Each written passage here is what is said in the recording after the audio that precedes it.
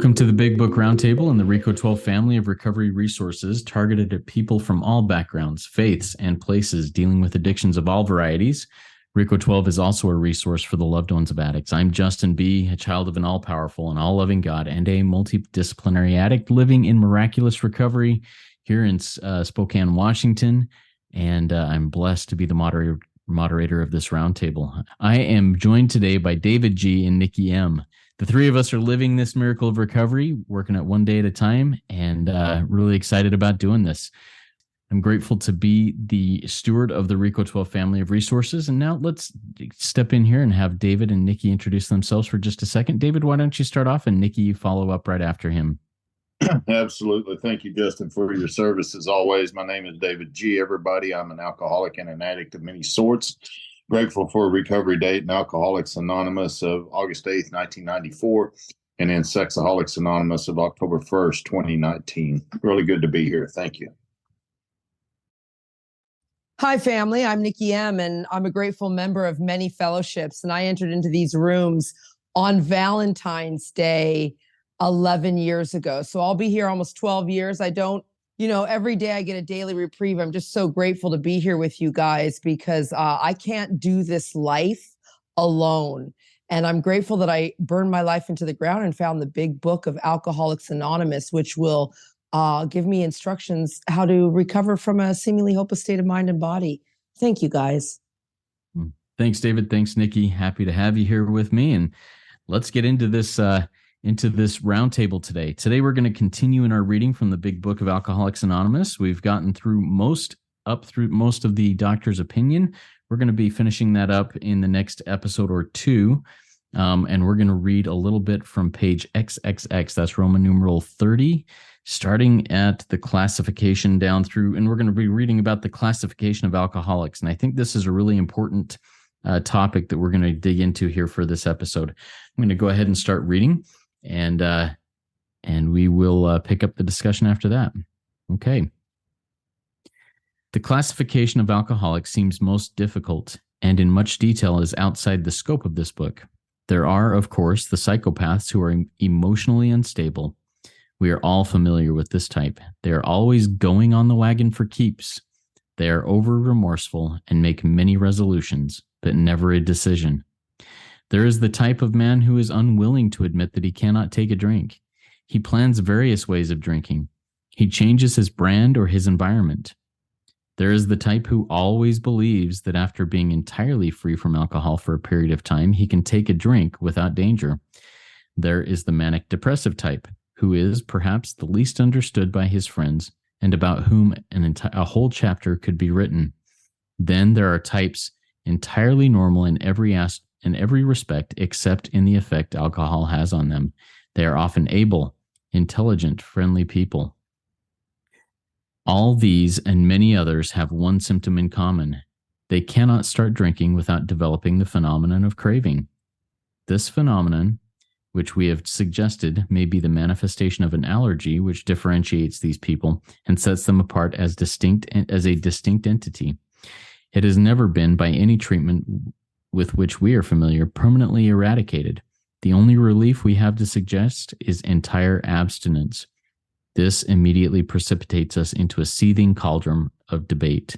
Much has been written, pro and con, but among physicians, the general opinion seems to be that most chronic alcoholics are doomed. There's a lot of heavy stuff in there and a lot of things that I identify with, but I'd like to talk a little, or have each of you share a little bit of your the insights that you gained as you're reading through that. So what are some of the passages that stuck out to you, and what background and information do you have? Let's start with you, David. Tell us a little bit about your thoughts on what we just read there. Yeah, absolutely, Justin. Always a beautiful part of the book that anytime I'm working a sponsee through this part of the book, we like to look at this in the first person. And where you began there, the classification seems to be difficult, It only seems to be. It's not. It's pretty laid out right there. It's going to lay out 5 different types. And the first, of course, are the psychopaths. Now, I never really considered myself a psychopath. Society did. They definitely did. But I never did. And so type 1 is the psychopath. But when he gives the definition of what that looks like, according to him, then I absolutely have to agree, because he says they are emotionally unstable. Who are emotionally unstable? So if I look at my life, and I've definitely been emotionally unstable, not only out there, but in here as well at times, until I found the Big Book and went through this process, the work. And he says, type 2, or, the type of man who's unwilling to admit he cannot take a drink. And I've been that man. He plans various ways of drinking, changes his brand or environment. Type 3 is the type who always believes after being entirely free from alcohol for a period of time, he can take drink without danger.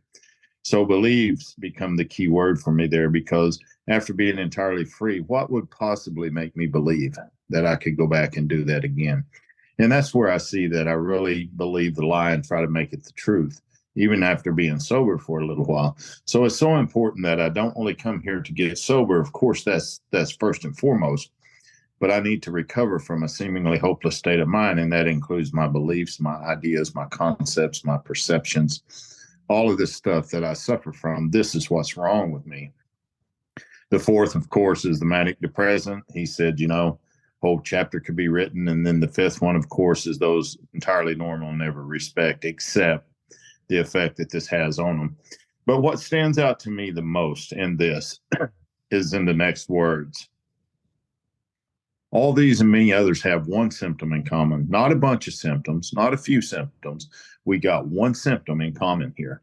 We cannot start, and that's the key word, start, without developing this phenomenon of craving. So if you've been sitting in the rooms for 3 or 4 months or a year or however long it is, and you feel like you're craving, that's your mind feeding you a bunch of crap, because the book's very clear right here. We cannot develop that phenomenon of crave. It doesn't start until we start drinking whatever that drink may be, lust or codependency or whatever that drink may be, food. And so it sets us apart. And, my sponsor once told me in Alcoholics Anonymous, he said, David, God forbid everybody in the room take a drink tonight. And there were several of us in that room. He said, everybody mentally would react differently to this. One would want to fight. One would want to love on all the women. One would want to cry in their beer. One would this, that. He went on and on and on. He said, the mental obsession is not what makes us the same in these fellowships. It's this phenomenon of craving, and that never starts until you put it within your body, whatever that may be. And so I've always remembered that. It says that the only relief we have to suggest is entire abstinence, and that's where most of us put up the fight and the resistance. We don't want to do that. So, but I love it says the general opinion seems to be that most chronic alcoholics are doomed. And there again, it only seems to be that way. That's not the way it is. There is a solution. What's the next 4 words at the top of the next page after he says they seem to be doomed? There's a solution here. And that's a pretty deep subject when we get to it. But there's 5 types of alcoholics this lays out. And although we're all different mentally in many ways, we have one symptom in common. We can't start that drink, whatever it may be, lust, whatever, without triggering this allergic reaction. So this is important information for me to not only have, but to pass on to others as well. So thanks, Justin. Yeah, thank you so much, David. I really appreciate the insights that you showed into that reading. Nikki, what's your experience, strength, and hope on based on what we've read so far today? Well, thank you, and I always love following up after David, because David hits every point, and my book also has the 1, 2, 3, 4, 5, and I'll just go through my experience, which is entire abstinence. It says there at the bottom. I'll start at the bottom. And my line out says from thinking. What does that look like for somebody? Because entire abstinence from drinking, that's black and white. You never drink again. If you're a drug addict, you never take those drugs again. But what about all the process addictions? I just go straight for thinking. And that's why, I love my big book, because it says in this book, we have a solution. And my line out here, when they're describing all the different types, it says, my behavior patterns vary. And we'll read that on later in the book, where it says our behavior patterns vary. Because if you looked at me, I'm normal in every aspect, every respect, except in the effect. And right here, alcoholism, alcoholism has on me. And I'm often an intelligent, friendly person. You would never know. And that I really relate to that, especially in the process addictions, because especially it's very hidden in Al-Anon. And as David said, like the codependency, because we're running around, or at least let me say, I'm running around like it's, look what I'm doing for you. But if you go further in the book, I'm the actor trying to run the whole show, forever trying to arrange everyone to suit my needs. So, what does that look like if I'm to abstain from thinking? My first thought, I can't control that. That's a given in this program, the first thought. But the second thought is literally, what does my book say? Because I'm the psychopath too, but I'm constitutionally capable. We'll later read about the psychopath who's constitutionally incapable of being honest. I'm capable of being honest. And so, I'm a little bit of this. I'm a little bit country. I'm a little bit rock and roll. So I'm a little bit of all of these things, you guys. And I'm just grateful that it's laid out, because everybody that when I was sponsored or when I take them through this, they can see themselves. And here's what it is too. It gives me a better understanding of the people I love who are suffering from this disease. Now I understand what's wrong with the people that I love. This book it really explains, because it says right here, there is never, and when I see the word never, it says there's never been any treatment where permanently, because I'm looking for a permanent solution, permanently eradicated. The only relief is entire abstinence from my crazy thinking. And how do I do that, friends listening? I follow my instructions in my book. Thank you. Thank you, Nikki. Really appreciate that. From what you both brought up, I've got a couple of questions here, and I'll share a little bit of my experience, strength, and hope, and my thoughts on it after I ask these questions to you. But David, which of these types of these 5 types most really makes you think, hey, this is my own experience, and why is that? I think for me, it would probably be type number 3. Of course, I identify with all of them, but it says there's a type who always believes, keyword, that after being entirely free from alcohol for a period, or whatever that may be, as Nikki said, thinking or whatever, that I can go ahead and do it again without any danger. And that is the most dangerous point for any addict that I've met, that I've lived in my own experience. And it's easy to get comfortable in our recovery and our sobriety. And our book tells us, in fact, it's one of the only times the book says that it's easy, and it's on page 85 when it said it is easy to let up on the spiritual program of action and rest on our laurels. We're headed for trouble if we do this. And so this ties in with exactly what we're talking about right here, because for me to believe, after being free for a period of time, that I can do this without danger, that means insanity has had to return to my life after being sober for a period of time. That for me is very important, that I practice step 10, that I keep an eye on those thoughts, and that I turn to God, and that I share it with somebody else. And so for me, that is most definitely probably the most important one. I mean, they all are, of course, but I don't ever want to fall into the belief that I can do anything like this ever again without any danger, because my experience shows that that's BS, and I'm headed for a heartache, not only for me, for a whole lot of others as well. So thanks for allowing me to answer that question. Yeah, thank you, David. I appreciate that. And I'm in the same boat, and I'll share that here in a minute. Let's go to Nikki. Nikki, you talked about entire abstinence there. The only relief we have to suggest is entire abstinence and the process addictions. And you said, hey, first thought, I don't have control over that first thought, but what happens after that? I am constitutionally capable of being honest. So walk us through like kind of the mechanics of that process you have after the first thought, that you move so that you can practice honesty moving forward from that first thought. Tell us what that looks like. Well, that's a great question. And we could just talk for hours on the mind. I mean, that's where it's all centering. And it looks like this, Justin. It's like, okay, so if I can never think again, Nikki, what are you talking about? Because let's just all think about it. We're sitting here thinking. We're just going to sit and think and enjoy our thinking. That's called fantasy addiction for me.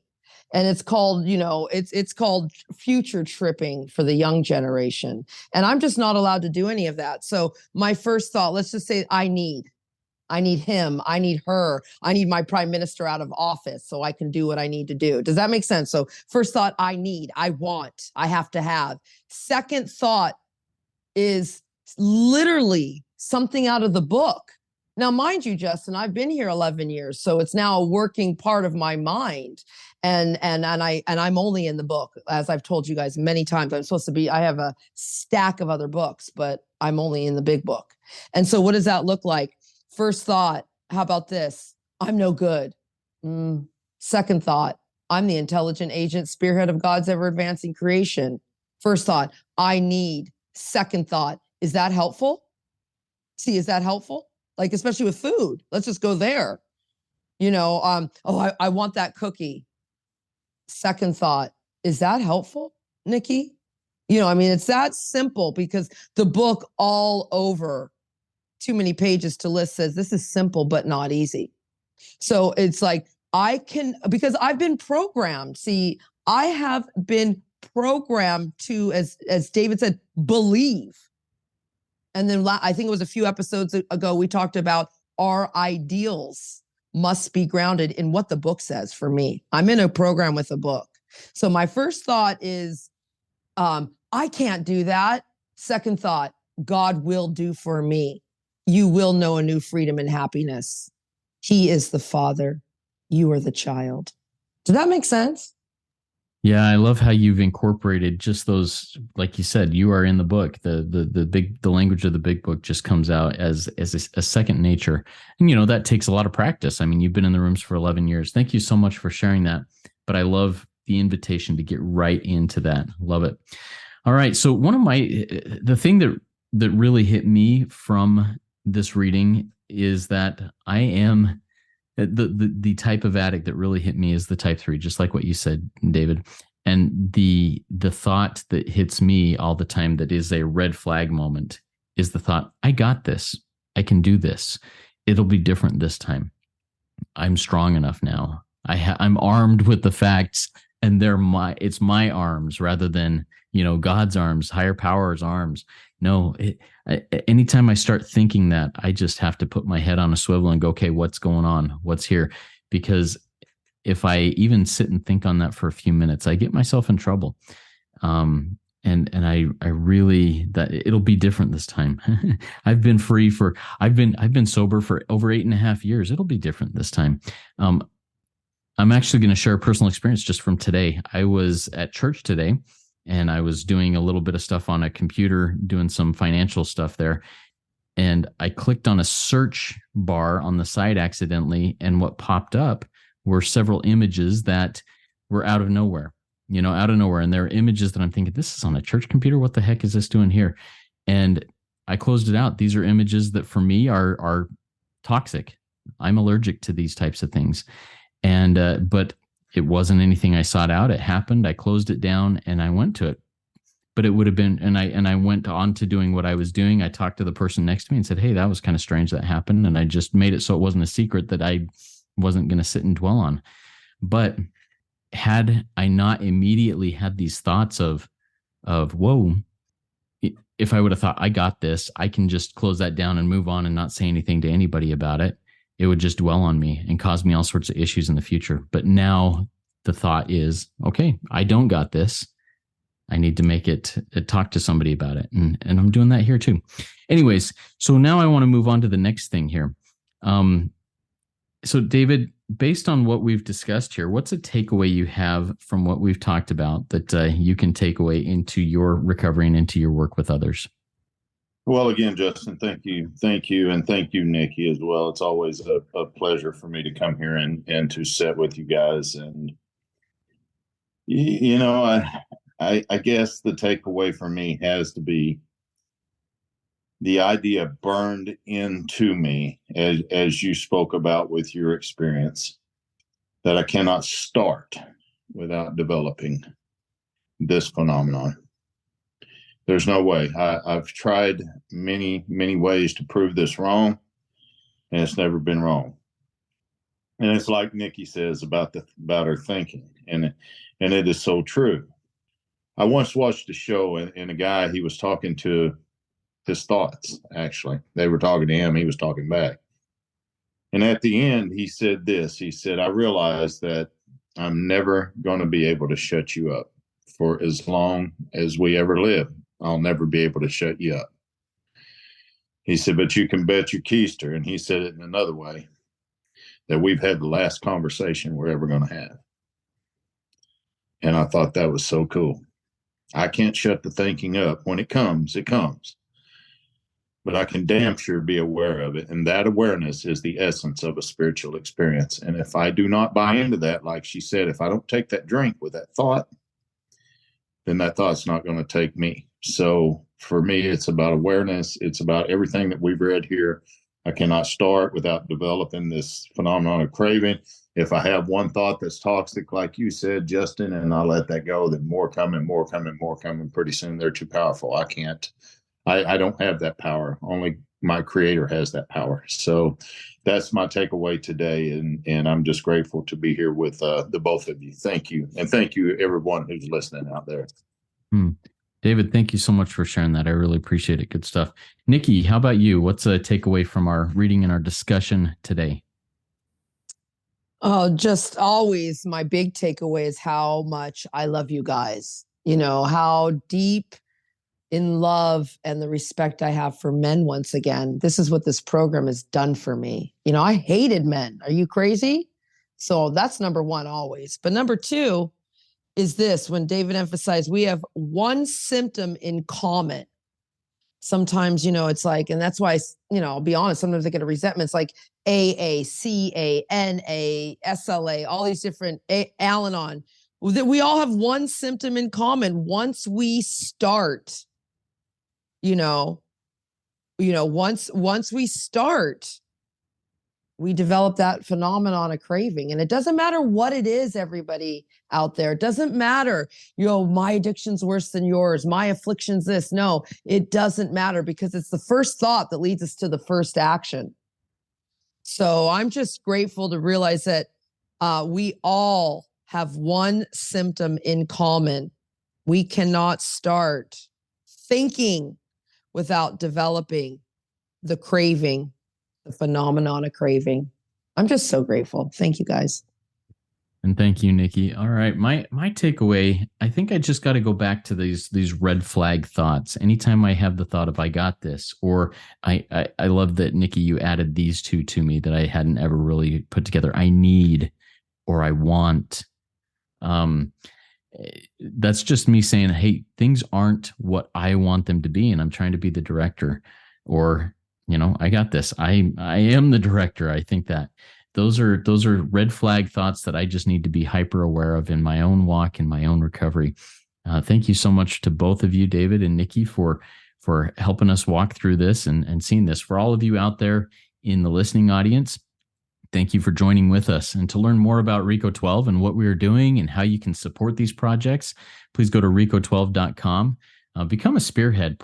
Support these projects financially. It really does help out as we strive to spread this message to more and more addicts out there who are suffering.